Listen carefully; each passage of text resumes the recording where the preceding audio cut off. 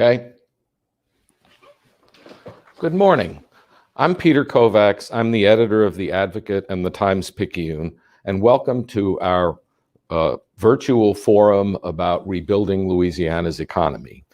You know, back in January, we held a series of economic forums in our markets in New Orleans and Baton Rouge and Lafayette about what would happen to the economy in the new year and in the new decade.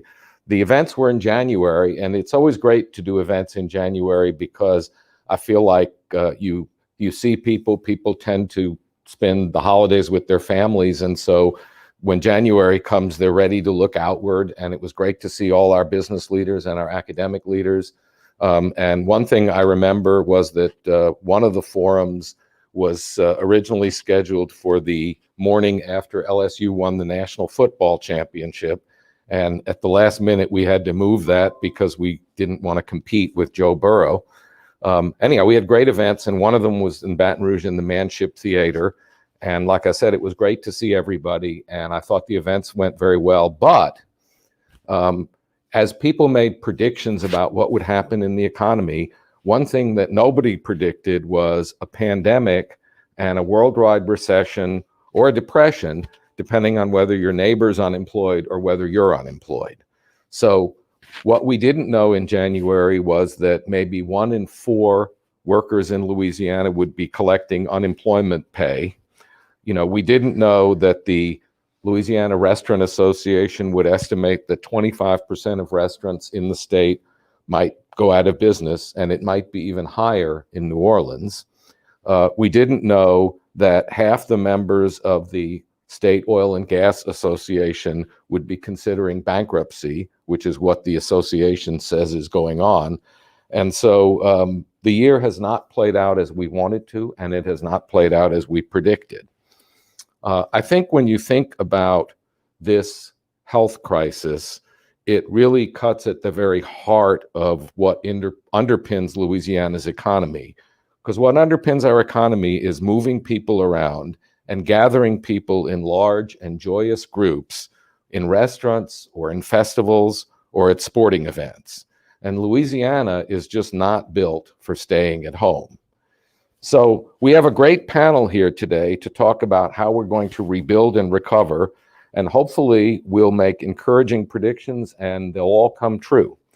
So before we start, let me take a minute to thank our sponsors for this event: Hancock Whitney, Acadian Ambulance, AARP, and LCMC Health. We're proud to partner with them to bring you this event, and we're proud for their support of our style of journalism. And if you want to be a supporter of our journalism, you can join them with a digital subscription. We have nearly 10,000 digital subscribers. We've been seeking digital subscribers just for about a year now, and we're closing in on number 10,000. So if you want to support us, you can do that, and you get unlimited access to our online content. I thought maybe we would start by going through our panelists, and maybe I'll introduce them and let them talk about what their predictions are for the recovery and what's going on in their sector and what concerns them. And let's start with Don Pearson. Don has been Secretary of Economic Development since 2016, and before then, he served as LED Assistant Secretary and Senior Director of Business Development for 11 years. Under Secretary Pearson's leadership, LED became the only state agency in the U.S. recognized as an accredited economic development organization by the International Economic Development Council. So Don, it's great to see you. It would be better to see you in person, but it looks like you're in your office. So I think that's encouraging. I hope you're hard at work rebuilding our economy. And I hope that whatever's on that bulletin board behind you is like a list of prospects. Thanks, Peter, and great to be with you this morning. And also a great decision not to compete with Joe Burrow, by the way. Really pleased to have this opportunity to join with your subscribers and our sponsors and talk about how we're currently positioned and how we move to the other side of this public health emergency that has so impacted the economy of our state. Certainly, it's a privilege for me. One of the things that I am is a advocate subscriber.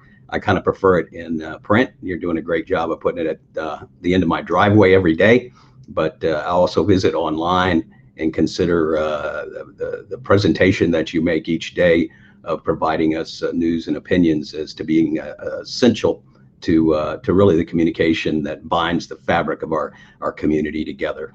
So we really are in the midst of a very challenging point in time in our history.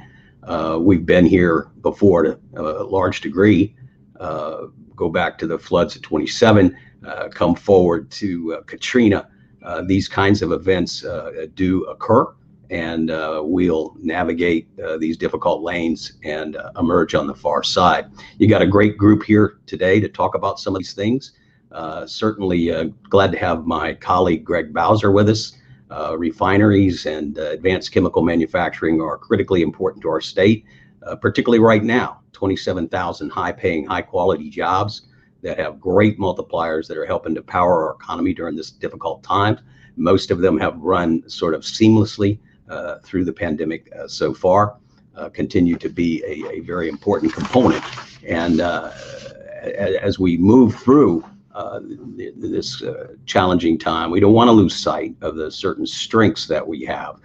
Certainly agriculture will continue to power our economy. Certainly timber will continue to be a great source for us. And as you've seen, home deliveries have spiked. I think that trend will continue. And guess who makes a lot of those boxes? We do, right here in Louisiana. Our healthcare industry has stood up strong for us. 223,000 jobs out there, adding 7,400 jobs from a year ago. Hate the reason, perhaps, that some of this expansion has happened in the healthcare sector. But again, it's great that we do have this very strong support system to lean on right now while we need it most, with over 4,000 deaths associated with this pandemic so far. Certainly, we're hard hit in the oil and gas sector, which has been a cyclical industry for Louisiana.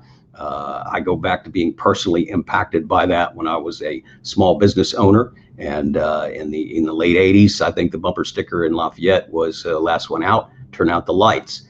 We hate to see the decline in this industry, but we know it will be back, and we also know that it's the indicator that we need to continue to diversify our economy, and we've been hard at work at that. We can talk more about that later, perhaps. The other area we're really suffering in right now is mostly tourism related.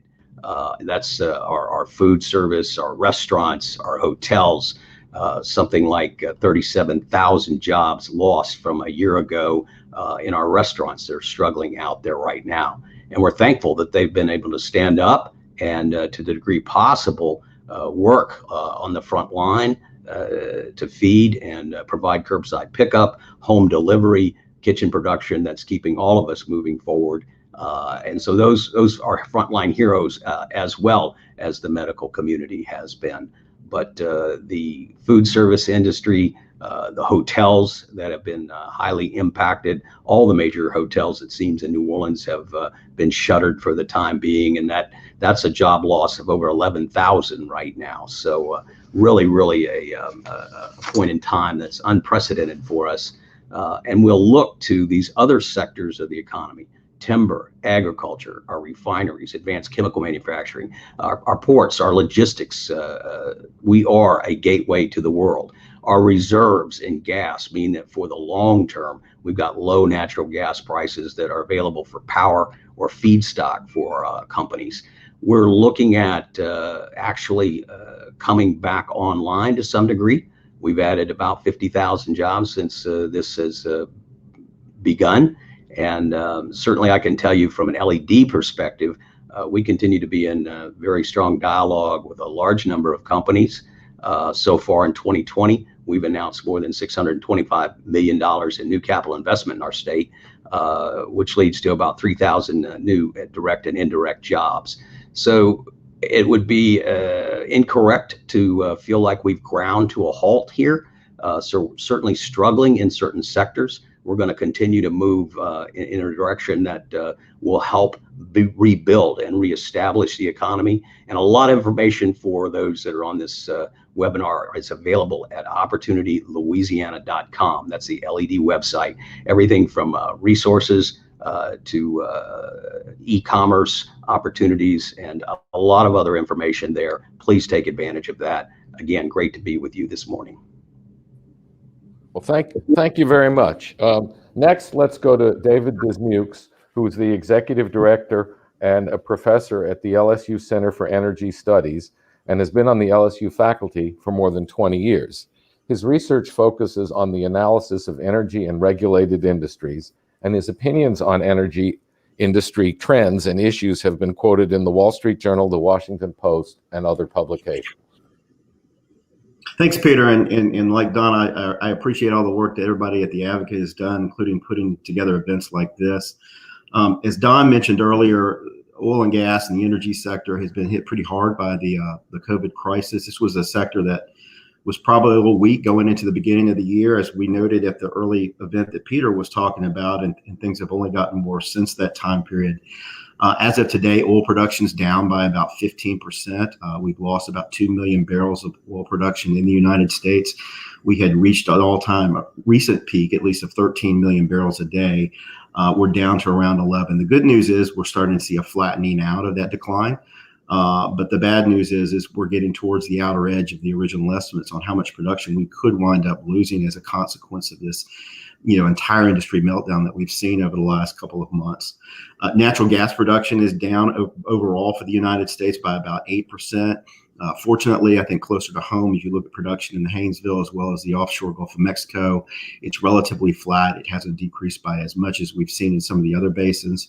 But nevertheless, gas production is down overall. Fortunately, the need for that is down, so that has kept prices relatively low at the same time. Drilling rigs are at some of their all-time lows. I think you have to go back to the 90s. The current active drilling rig number today is comparable or actually slightly below where we were in the last recession in 2008 and 2009. We've seen about a 73% drop. That is really important for the oil and gas industry. We use drilling rigs often as a barometer of activity, because that's where we're putting capital in the ground and drilling wells and creating production opportunities. And so when those rigs go idle, it has a significant employment impact, and it also has a significant impact on the disposition of future supplies as we move out into the future. More importantly, if you look at employment overall for the state, we're seeing a decrease of about 19% in upstream oil and gas employment. It is very sad to see this kind of breakdown in employment numbers for us. If you go back to the peak of the shale boom, we were hiring somewhere between 50 to 52,000 people in the upstream part of the oil and gas business. After the 2014 price collapse and the price war with the Saudis, that number ratcheted down to the 33,000 level. Today we're below 30,000, we're around 26,000, and looking like we could potentially get to 25. So we're seeing these kind of revised ratchets in our employment trends that aren't very optimistic. And in heavy construction and industrial construction, the sectors that have been building these large facilities, LNG plants, as well as expansions at the chemical facilities, we're down by about 16% as well. So a big hit in all of those sectors and their supporting sectors. But despite the fact that those have looked a little bleak, we have seen a rebound in prices. We're up around the $40 range this morning. We've been up around 42. Commodity markets have been buoyed in part because of some promising signs coming out of Asia in terms of renewed economic activity, industrial production expanding in Asia as well as in the United States. We've surpassed kind of the threshold 50 mark on both of the indices that measure that activity. And then at least early in the driving season, we were seeing a pretty big pickup in gasoline demand, particularly as we move through Memorial Day and into the 4th of July, that I think provided encouraging signs to the commodity markets to start trading up oil past its $30 mark and up into the low 40s. But there are some storm clouds arising. There are some concerns. The new cases that have been created from COVID itself and the pickups in a lot of states like Arizona, Florida, Texas, and ourselves included, creates concerns in commodity markets because of the potential public policy reaction that may start clawing back and shutting back down and retrenching on economic activity, which would significantly impact fuel and energy demand. Gasoline demand, as I mentioned before, while it started to pick up, has started to peter out below expectations, and it's looked like we will be exiting the driving season here at Labor Day in the next couple of weeks, and it looks like it'll probably be a disappointing season this year overall for that refined product. And then there's concerns about what we're going to do with the stimulus bill, which everyone knows and has been watching in the news, and whether that will create any economic stimulus that could kind of buoy up again gasoline demand, energy demand. Having said all those things, but overall, if you look at the activity and where we're going, things look relatively flat. I think we've seen the worst of what is out there, but there are some concerns. Employment has not been picking up. Unemployment claims have gone pretty flat over the last couple of weeks. Inventories are down for crude oil, but they're not down by a whole lot. I think we're still somewhere around 11% above the peak of our 5-year average, and until we can start making some progress on blowing down some of those inventories, we're going to continue to see pressure on prices. I think they're a little higher than they probably ought to be given that number. We have gotten kind of the balance between supply and demand into a little bit more close since we've had the OPEC plus agreement, reducing about 10 million barrels on the market, but 2 million of that is coming back to the market in this next month. Again, I don't think that's going to have a big impact on the supply-demand disposition, but it certainly isn't going to help us when it comes to burning off a lot of the inventory that's out there as well. So all in all, I think we may see a little bit more of a price correction. The future of the oil and gas business and the future for energy overall is going to be in large part determinant on how this recovery plays out through the rest of the year and into the beginning of the year. Okay. Well, thank you very much. Next, we'll hear from Greg Bowser, who is president of the Louisiana Chemical Association, which represents more than 60 chemical manufacturing companies across Louisiana. He's worked for the LCA and its affiliate, the Louisiana Chemical Industry Alliance, since 1991. The Alliance is a partnership of Louisiana's chemical plants, their suppliers, contractors, and vendors. He's also responsible for the governmental affairs activities of the association. And anyhow, how are you? You look like you're at home. I am, Peter. I had an earlier call this morning. We do a conference call early in the morning just to kind of get some things started. So I dealt with that. And then so decided to do this call from home instead of try to rush back and beat the traffic downtown. But our industry has really been that enjoy the ability to continue to operate throughout this pandemic. We were considered a critical infrastructure, so our employees were able to come to work. However, we got affected by the slowdown, by the demand destruction that a lot of other industries saw. One of the things that we were looking at the beginning of the year is that things were kind of starting to slow down a little bit for us. And part of the reason is because of the price of oil. When oil was dropping, that impacts us as a chemical industry in the U.S. because we use natural gas as kind of a feedstock. And when the price of oil gets down to the point to where it's close to natural gas, then that's where we're not as competitive with our overseas companies. We usually use a multiplier of 7 when you're talking about the differential between natural gas prices and oil prices. So we dealt with that, and we saw that slowdown coming when the coronavirus hit. It really took an impact on us while we were still operating and able to provide products that went into PPE and some of the things you need to fight the virus. That was those things were those companies ginned up and really produced. But again, we saw that slowdown, and when it hit, it really fell off. We think that manufacturing overall, industrial manufacturing overall, probably fell off about 10 to 15%. When we look at what's going to happen over the next 6 months or so, as David mentioned, we too think that it's kind of flattened out, and we hope that we start to build back in demand and get things rolling. Fortunately, we have not had a lot of layoffs, but a lot of projects that were on the drawing board have been pushed back a little bit.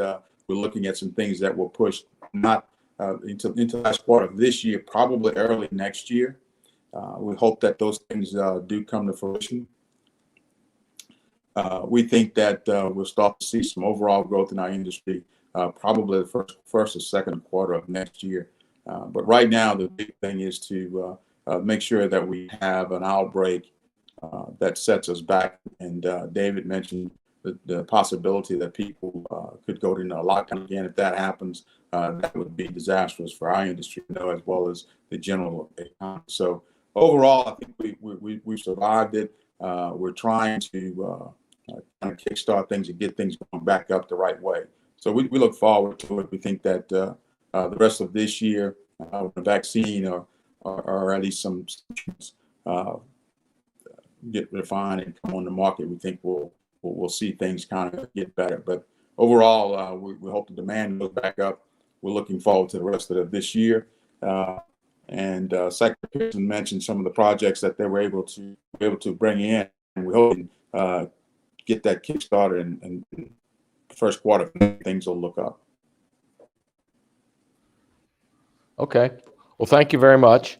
And finally, Melvin Rodrigue is the chair of the National Restaurant Association. He's also the president and CEO of Galator's Restaurant in New Orleans.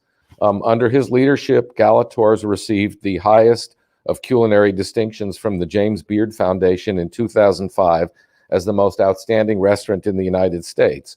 Rodrigue is also the former president of the Ernest N. Morial Convention Center in New Orleans. And anyhow, welcome. Peter, thank you for having us today. This is important, and we certainly appreciate the advocate and the sponsors putting this event on. As actually was said by you and Secretary Pearson, restaurants are facing maybe the greatest uncertainty of all time. There's really no industry that has been hit harder than our industry. 5 months in, and really still are waking up every day, figuring out what tomorrow holds. So at the peak of this pandemic, there were 7 million out of 15.6 million in our industry nationally that were unemployed. So it's just staggering numbers. There's really, the restaurant industry is the second largest private sector employer in the country, with those numbers at 15.6 million, only behind healthcare. And, there's just no one that has laid as many people off as we have. So difficult times that we're in the middle of. We've had to adapt on a nearly daily basis. Go back to the middle of March and you're laying off all of your staff one day because you've been mandated to shut down. We operate on extremely tight margins, so people had to respond quickly to what they were facing. And so lay off staff one day and then open up for curbside pickup and to-go meals the next day. So just adapting as quickly as possible, seeking out feeding contracts, starting up retail offerings. Personally, we're doing offerings at Rouse's, and there are other restaurants doing the same thing. There's been a demand for delivery options, retail delivery options. So we've just seen so many different things come to us, or that we've sought out actually, in order to try to survive. Once we were able to reopen our dining spaces, we kind of feel like we were the hardest hit because the whole purpose of our being is to have people in our dining spaces and have social interaction. Well, social distancing makes that quite difficult. When we reopened at 25% capacity, we were there for a period of time. We're currently at 50% capacity across the state, with some restrictions that are still, damaging to us, particularly when it comes to, private party business and things of that nature, not being able to bring large groups together. And then just overall the capacity issues that exist, that are being, dictated to us, basically. So quite candidly, however, one of the things that's been interesting to me is the demand. The demand has sort of organically met up what with what our capacity has been. And as we continue to open up, it's going to be interesting because, we will need at that point in time more demand. Some establishments are open, some remain shuttered, waiting for the best possible time to reopen. Others have closed and as has been stated, won't be returning. Estimates from several surveys across the country suggest that 4 in 10 restaurants will not survive this pandemic and won't reopen. As we come out of summer and head into the fall, we'll need certainty from our regulatory bodies, but can they give that to us? We saw that with the resurgence that happened in the summer. Within the last couple of weeks, with the spikes that have been seen and governmental agencies reacting to that across the country, in a 2-week period, well over 100,000 restaurants closed. So the yo-yo effect of the back and forth is going to be extremely difficult. We're a labor-intense industry, again, that works on extremely tight margins. So we're interested to see how that goes. So we're going to need some certainty for sure. We'll also need consumer confidence. And then I mean that in a dual way. First, the economic certainty of consumer confidence in the money necessary for the discretionary spend, but also consumer confidence that they're going to have a safe dining experience. And so we've put a lot of effort into that as an industry. This is second nature to restaurants. Enhanced protocols are creating safe spaces on top of the everyday sanitation that we do. We know that our city and state rely on food service and hospitality for their economics to work, and we're going to need their support. The city of New Orleans had nearly 1,500 restaurants with around about 400,000 residents, just over 1 million in the greater metropolitan area, but 19 million visitors. And so we know that without the return of the visitors, we cannot sustain. And it will easily be 4 in 10 that won't survive here in the New Orleans area, maybe more than that, quite unfortunately. So people traveling will be key, leisure travelers, business travelers, meetings and conventions, sporting events, holiday parties, and we know that the recovery is going to be long and painstaking. PPP round one and the way that it got adjusted made a huge difference for a lot of restaurants, gave them some staying power, but that's already run out for some and on the verge of running out for others. So we're advocating for a restaurant recovery fund at the national level called Restaurants Act. It's $120 billion industry specific. And we just know that restaurants are the cornerstone of so many communities and so many employees that, and I heard a local Louisiana economist say it yesterday, if we bring food service back and travel and lodging, we bring the economies back. And we know that. And so we're working diligently on that because it's going to be a long recovery ahead of us. Round 2 PPP is a possibility, but they're looking for a 50% decrease in revenue Q2 year over year. So we're advocating to lower that number because we know that restaurants with the tight margins, there's a lot of people that are not going to qualify for that. So a long road ahead, but still optimistic about the fall and the holiday season. We know there'll be some pent up demand, but ultimately we're going to need to get people back into the traveling mode. Okay, well, thank you very much. Maybe if you could just explain a little bit more, Melvin, the inadequacy of the PPP, which was once going to be the savior, but now people don't talk about much anymore, was simply that the PPP envisioned that reopening would have occurred by now, and it hasn't. Yeah. Or what's the inadequacy? Is that it? Well, the biggest factor was, they thought it was going to be a boost in the arm. They put an 8-week time period on the recovery period, and they thought that was the time slot for the forgiveness model. And what we found out really quickly was, some restaurants were uniquely affected because a lot of them weren't even open. And so, for example, when we got our PPP loan, and then we were finally able to reopen, 5 of the 8 week period, 5 weeks of the 8 week period were already gone. And so we began to fight to increase that look back period on the forgiveness of the loans. And so we were able to get it to 24 weeks, which has been spectacular. So that's taking most people to the middle of September, middle of October, in that time frame, and it's given them staying power. So that's great. But again, this is going to be a really long recovery, and so a second round is definitely going to be needed.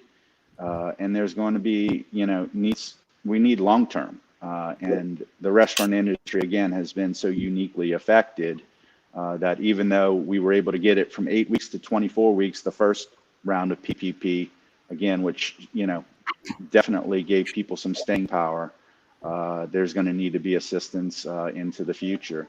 And the Restaurants Act by Senator Wicker is a top priority of ours.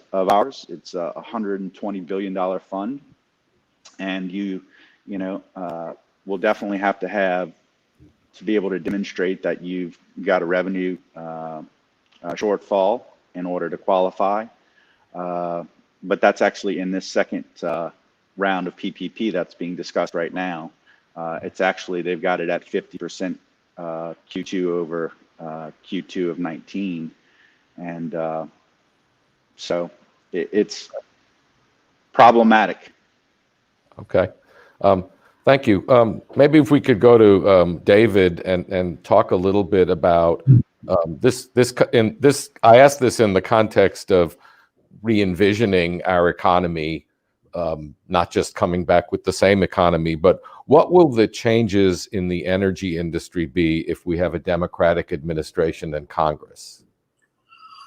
Oh, I think, at least from initial indications, I think that there'll be a lot more movement towards renewable energy technologies, carbon capture, more along this Green New Deal that you've heard about over the last year or so that has been kind of controversial and raised in a lot of different places. A lot of large companies in particular, vertically integrated, bigger integrated major oil and gas companies have already been seeing this. And I think it's really been driven home pretty closely as we've moved through this year, and even the COVID crisis itself, particularly with the shakeup in earnings and the challenges it's had on the balance sheet. And you couple this with all the environmental, social, and governance challenges that many of these big firms have had, it's already having a change in thinking with companies like Shell and with BP and many others. And so I think one of the lasting implications of this COVID crisis is going to wind up being an emphasis in diversification in energy, even with companies that have historically focused on fossil fuels. Mm-hmm. Okay. Well, let me ask Don while we're on that subject. We have a great energy industry here. It's something that we're good at. It is rooted in fossil fuel technology. If America is moving to a renewable energy industry, we would be competing with more states because we wouldn't have the advantage of having the resource here. So what are we doing to prepare for that?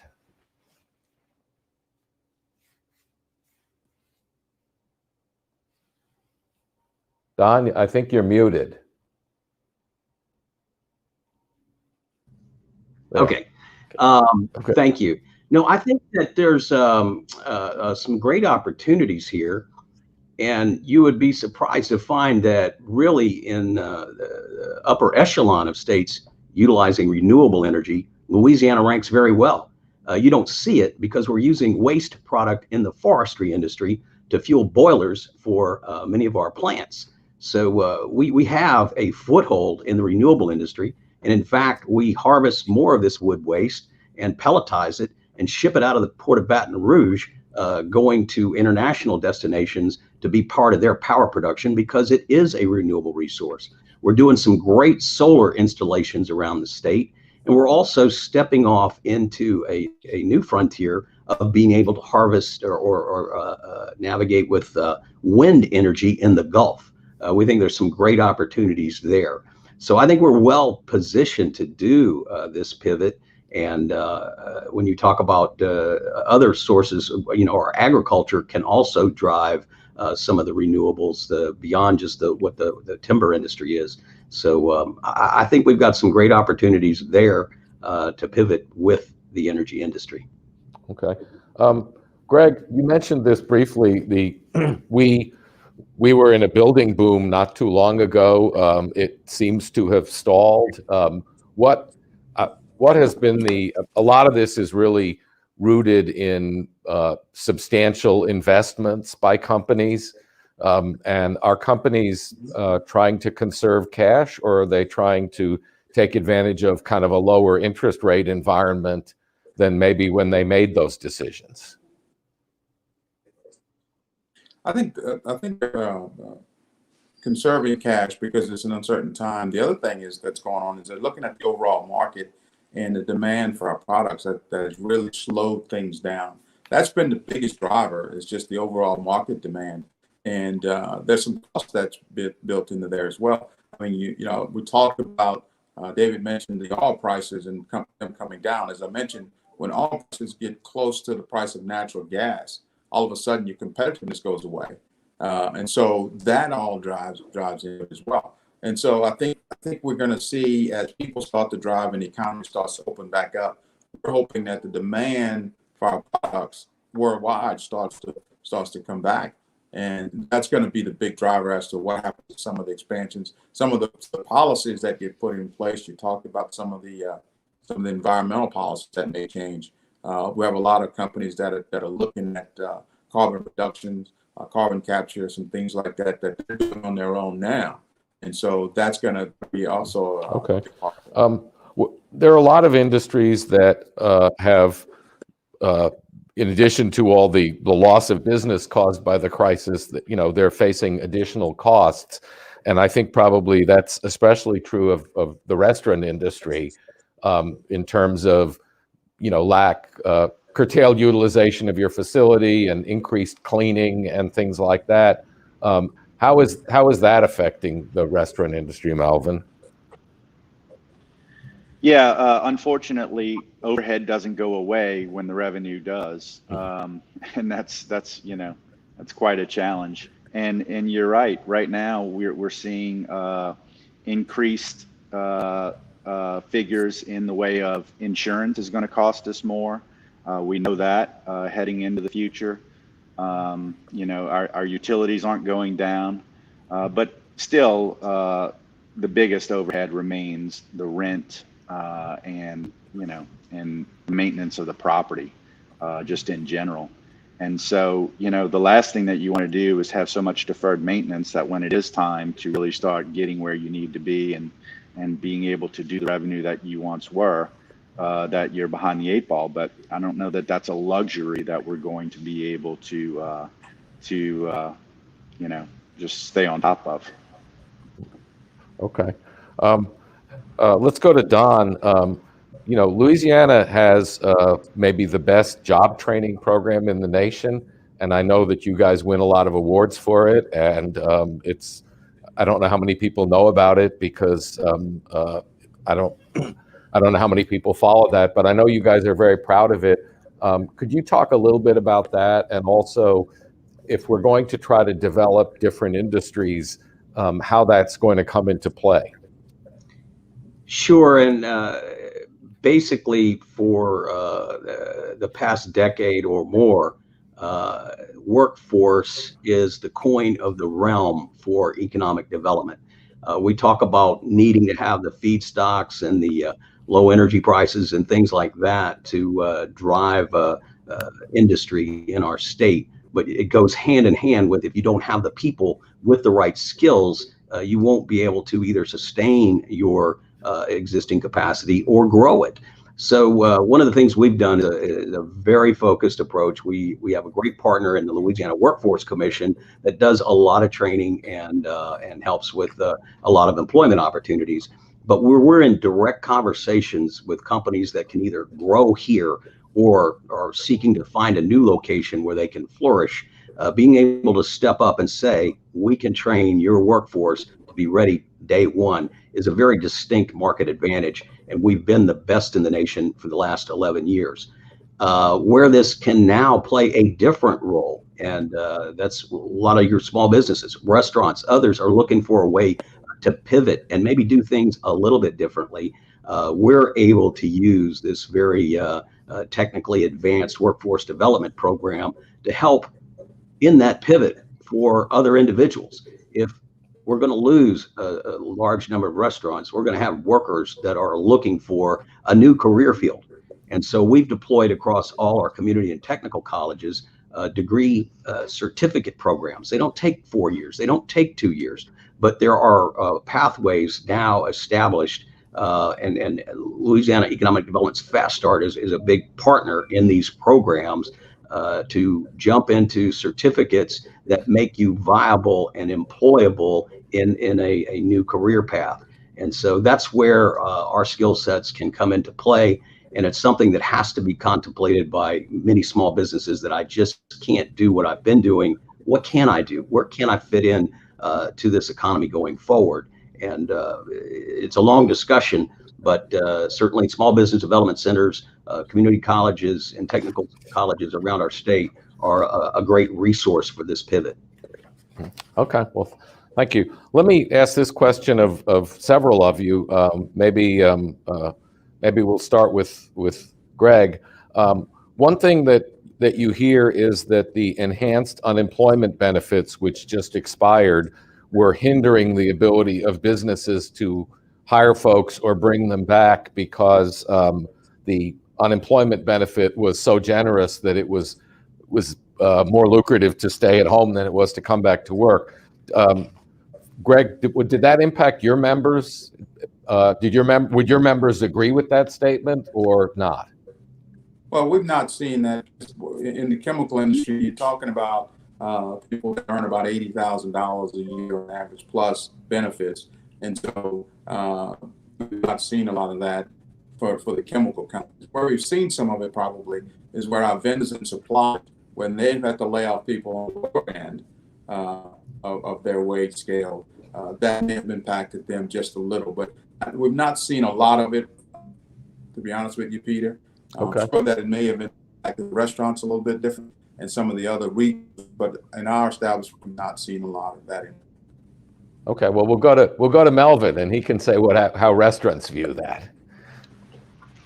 Yeah, it's definitely been a factor for us. I would say I mentioned earlier that our demand has sort of organically matched our capacity, and the same goes for our employees.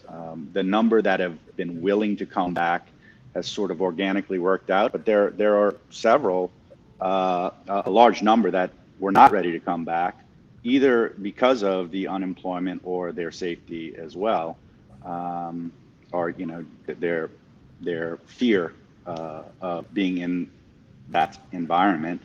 But in the next breath, I would say we don't believe that it should go away completely.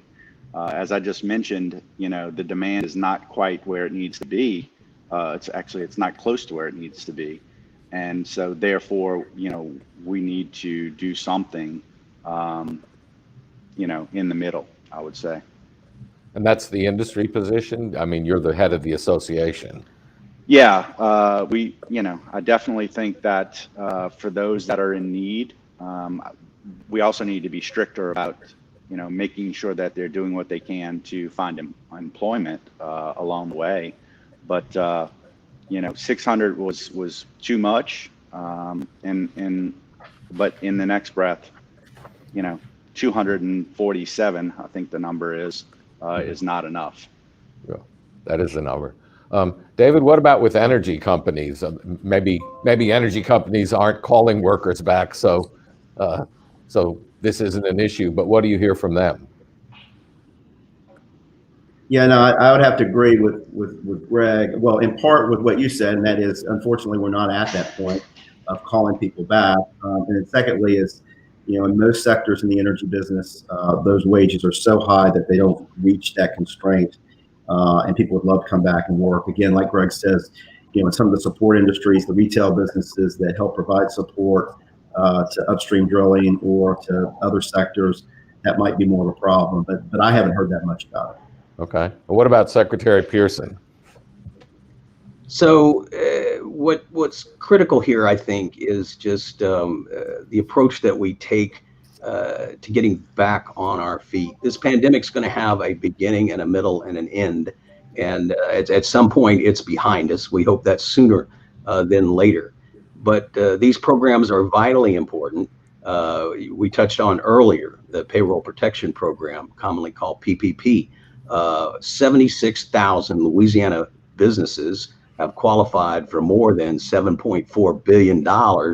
And this lifeboat that's going to allow us to sustain during the interim period is very important. So the augmentation to the unemployment has been very important.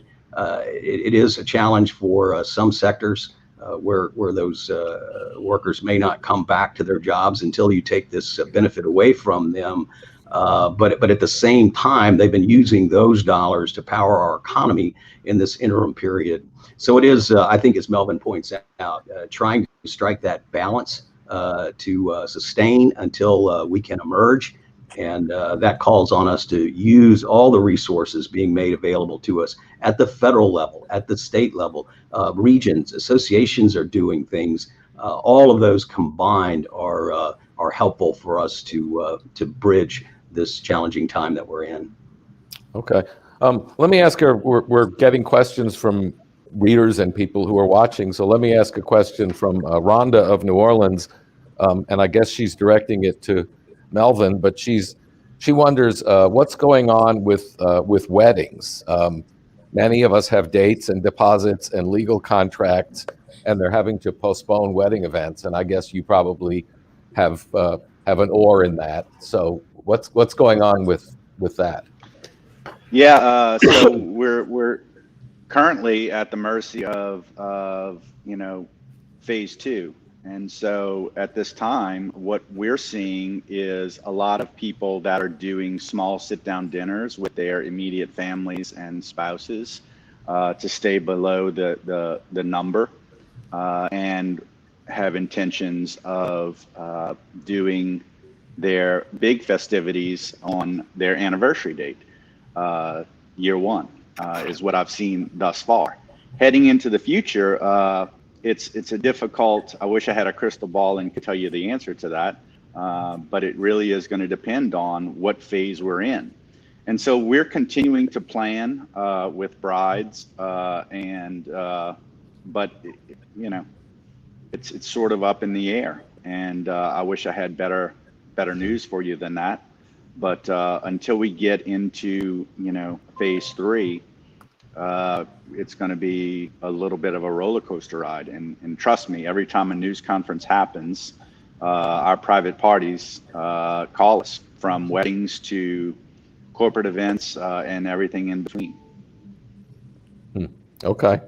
Well, I have a son who's getting married next year, and so I know that they have a deal with a venue, and they're hoping the venue stays in business for next year. This comes from Emily in New Orleans, and I guess it's for Secretary Pearson. And she says, how am I supposed to survive on $160 a week? My rent is $351. My car note is $543. And my car insurance is $291. It's completely open. How are we supposed to get jobs? And so I know you're not the one who stopped the enhanced unemployment benefit, but what would you say to people like that?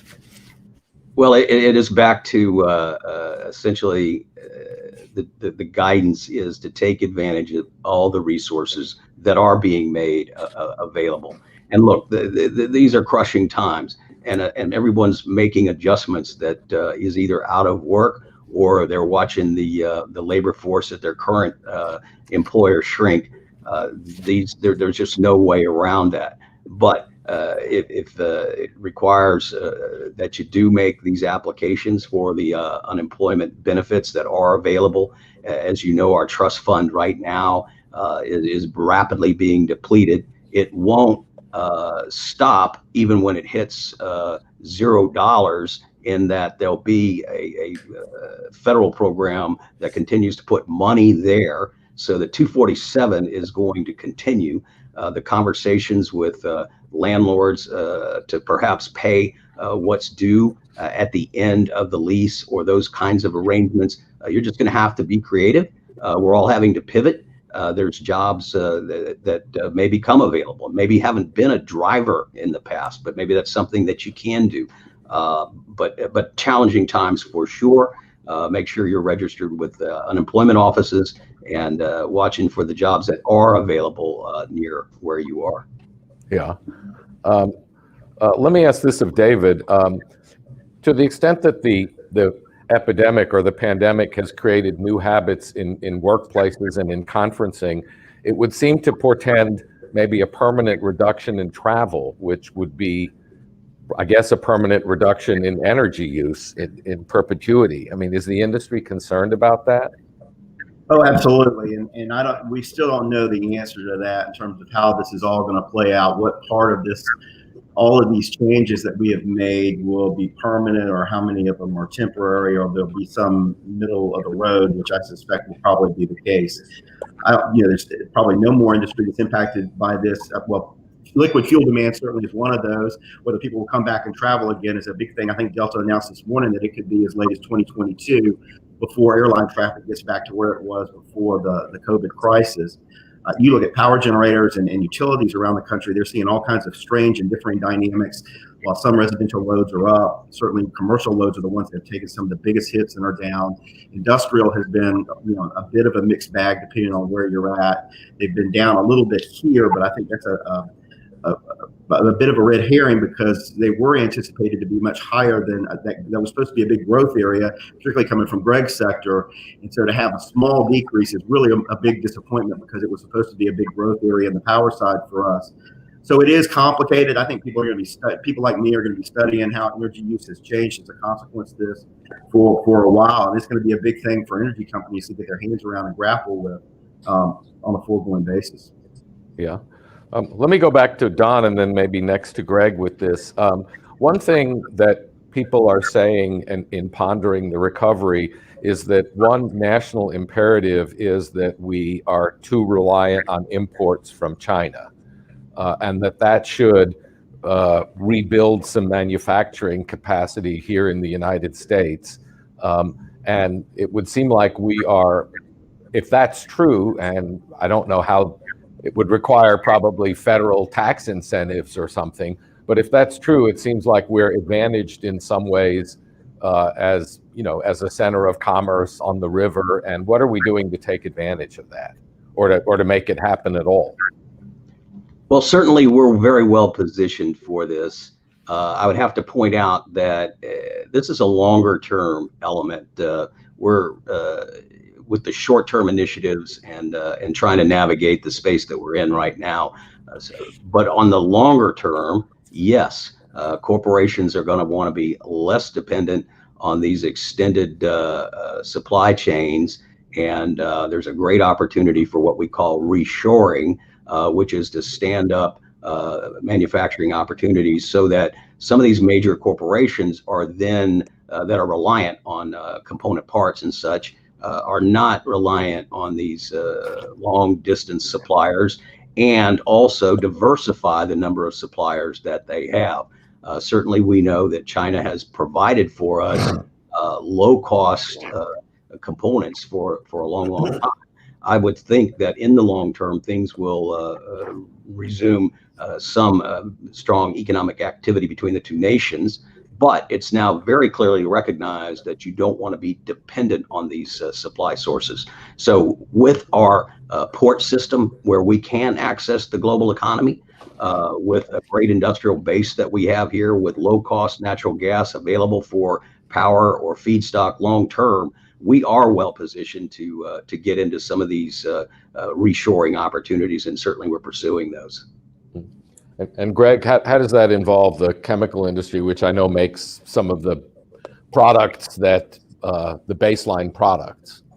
Well, one of the things, and Don touched on, we're well positioned here in Louisiana. When you look at the low cost of natural gas, we've got the river, we've got access to a lot of things, and we know how to incentivize businesses to go invest here. We just have to rethink what we're doing and understand that we're in a global marketplace. While we want to move them back here, you still have to compete globally. And other countries are doing things that we don't do. It's not as hard to do business there. While you may want to be here, if you got roadblocks and impediments to you expanding or operating or getting the supplies that you need and getting permitting, then it's going to make a big difference, because any delay costs you money. And when you're investing billions of dollars, you get, what would normally be a day delay, that ends up being a 6-month delay. That market window closes on you. And so I think we just need to take a look at where we are in Louisiana, because I believe we're well positioned to take advantage of that, Peter, to bring stuff to Louisiana. We've got to change some of our thinking, and we've got to readjust some of the things we're doing. Okay, thank you. We're getting near the end, but let me a couple of more questions. Maybe let's start with Melvin. There's a lot of emphasis on supporting Black-owned businesses, and there are a lot of great Black-owned restaurants. How are they faring in relation to, I assume no restaurants are faring well, but how are they faring in relation to the industry as a whole? Well, I do think that, in general, the industry is suffering. So I'm quite certain that that those are having their challenges as well. In general, however, one of the things that, our industry is extremely proud of is that there are more minority and women-owned restaurants. There's no other industry that competes for those numbers, and it's an industry of opportunity, and we're going to all have to keep fighting. I'm sure that they're struggling just like I am right now in this uncertain. And I guess time. I'll give the last question to Don, which is a generation ago, many people believed Louisiana had erred by being too reliant on energy. And now there are people saying we've erred by being too reliant on energy and tourism. Do you agree with that? And if so, what should we be doing? No, I really don't agree with it, because a really strong economy is a diverse economy. And we're focused on those two areas right now, because those are the two areas that are substantially hurting.